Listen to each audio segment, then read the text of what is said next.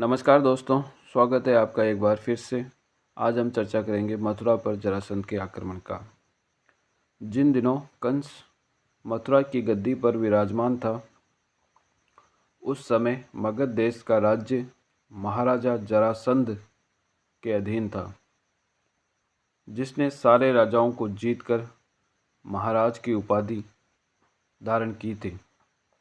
कंस ने अपना बल बढ़ाने के लिए जरासंध से संबंध स्थापित किया और उसकी 2 लड़कियों से विवाह कर लिया।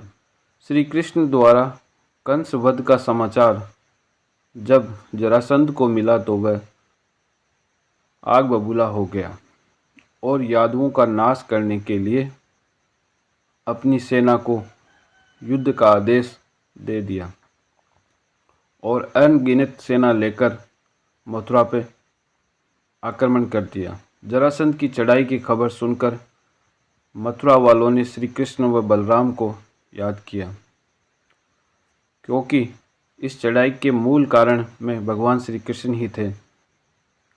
अतएव इस युद्ध के समय उन्हें अपने वंश की सहायता करना आवश्यक प्रतीत हुआ।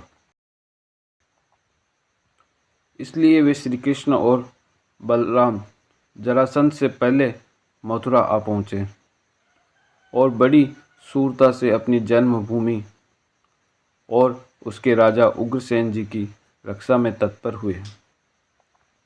यद्यपि जरासंध की सेना के सामने यादवों की गिनती बहुत कम थी और उस महान सामर्थ्य वाले राजा के सम्मुख इनके राज्य की कुछ तुलना भी नहीं थी, पर वे अपने नगर और राजा के लिए जी जान से ऐसे लड़े कि उन्होंने जरासंध की सेना के दांत खट्टे कर दिए।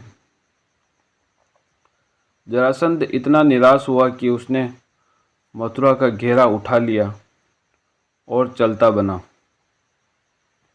इसी प्रकार 18 बार उसने आक्रमण किया, पर हर बार निष्फल रहा। अंतिम बार वह बड़ी तैयारी से आया और अपने साथ अपने अधीन सभी राजाओं को भी लेता आया। इस चढ़ाई की खबर पाकर यादवों को बड़ी चिंता हुई, पर श्री कृष्ण की सलाह से यह निश्चय किया गया कि इस अगणित सेना से लड़ना मानो अपने आप को बलिदान कर देना है। 12 बार जरासंध ने मलेच्छों की सहायता ली है। अब उससे मुकाबला करना मानो अपना बल तोड़ना है। इस बात को विचार कर सबने यही निश्चय किया कि मथुरा छोड़कर किसी और स्थान की शरण लेनी चाहिए। इन्हीं बातों को विचार कर तथा अपनी धन संपत्ति को साथ लेकर उन्होंने मथुरा को छोड़ दिया और पश्चिम में समुद्र के किनारे गुजरात प्रदेश में द्वारिका नामक एक स्थान को अपने निवास के लिए चुना। यह शहर पहाड़ की घाटी में बसा हुआ था। यहाँ कृष्ण ने एक टापू में द्वारिकापुरी की नींव डाली। ये पुरी अब तक स्थित है और हिंदुओं का प्रसिद्ध तीर्थ है। यहाँ यादवों ने एक मजबूत दुर्ग बनाया और प्रजाजनों के लिए सुंदर द्वारिका नगरी बसाई। आज के अंक में इतना ही। धन्यवाद।